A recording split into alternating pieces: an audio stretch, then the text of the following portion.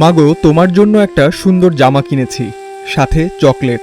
সকালে ফিরেই তোমার হাতে দেব। মঙ্গলবার রাত 10টায় ফোনের ওপাশ থেকে বাবার এই মিষ্টি কথাগুলোই ছিল 8 বছরের ছোট্ট মহিমা দত্তের শেষ পাওয়া। বাবার ভালোবাসার সেই উপহার আর আদরের অপেক্ষায় পুরো রাত প্রহর গুনেছে অবুঝ শিশু।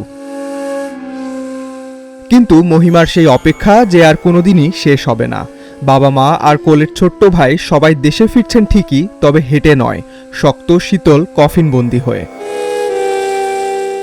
মঙ্গলবার রাত 3টা কলকাতার বুক চিরে জ্বলে ওঠা এক ভয়াল আগুন মুহূর্তেই কেড়ে নিল চারটি তাজা প্রাণ। আগুনে পুড়ে ছাই হয়ে গেলেন কুষ্টিয়ার আজকের পত্রিকার প্রতিনিধি দেবাশিস দত্ত, সহধর্মিণী আফসানা শারমিন, মাত্র 3 বছরের নিষ্পাপ শিশু সন্তান স্বর্ণশীষ দত্ত এবং দেবাশিসের শ্বশুর আকরাম আলী। খবর পৌঁছতেই কুষ্টিয়ার আড়ুয়াপাড়ার পুরো বাড়িটিতে নেমে এসেছে এক নিস্তব্ধ, দম বন্ধ করা হাহাকার। আত্মীয় স্বজনদের জন্য কেনাকাটা করে বুধবারই ভিটেমাটিতে ফেরার কথা ছিল তাদের।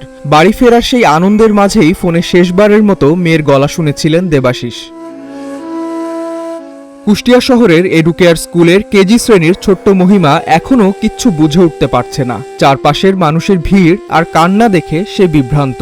তার সেই ছোট্ট মন এখনও জানে না পৃথিবীতে তার নিজের বলতে আর কেউ বেঁচে নেই। বাবার কিনে আনা নতুন জামা আর চকলেটের জন্য এখনও দরজায় তাকিয়ে আছে সে। শোকের এই পাহাড়তম গভীরতা মাপার বয়স তার তো হয়নি। দেবাশিসের বাবা দিলীপ দত্তের চোখ অশ্রু সজল। চলতি মাসের 3 তারিখ ছেলে, পুত্রবধূ আর ছোট্ট নাতি চিকিৎসার জন্য ভারতে যায়। বেঙ্গালুরুতে চিকিৎসা শেষে সোমবার রাতে তারা ফেরেন কলকাতায়। বুধবার সকালে সবার একসঙ্গে দেশে ফেরার কথা ছিল, কিন্তু সব স্বপ্ন ধুলোয় মিশিয়ে গেল যেন এক মুহূর্তেই। আড়ুয়াপাড়ার এই নিভৃত বাড়িতে এখন শুধু স্বজন আর প্রতিবেশীদের ভারী দীর্ঘশ্বাস। একমাত্র ছেলে, বুকের মানিক আর অবুঝ নাতিকে হারিয়ে পাগল প্রায় দেবাশিসের মা স্বপ্না দত্ত। শোকের এই চাবুক সহ্য করার ক্ষমতা যেন হারিয়ে ফেলেছে পুরো পরিবার। পরিবারের একমাত্র উপার্জনক্ষম শক্ত বটবৃক্ষ ছিলেন দেবাশিস। সাংবাদিকতার পেশা থেকে একদিকে যেমন মানুষের দুঃখ কষ্টের কথা লিখতেন, অন্যদিকে পরম মমতায় আগলে রাখতেন পুরো পরিবারকে।